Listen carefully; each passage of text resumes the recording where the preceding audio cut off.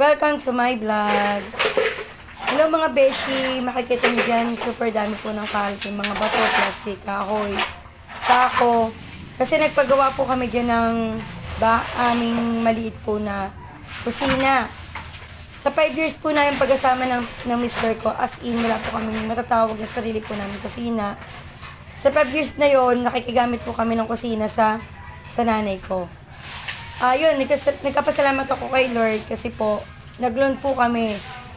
Kaya paggawa po kami ng malit po namin kusina.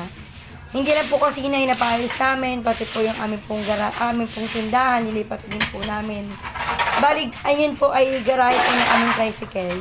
So, naisip po namin, ilabas din po namin yung aming tindahan para makameron kami ng salas. Kasi sobrang liit lang po ng bahay po namin.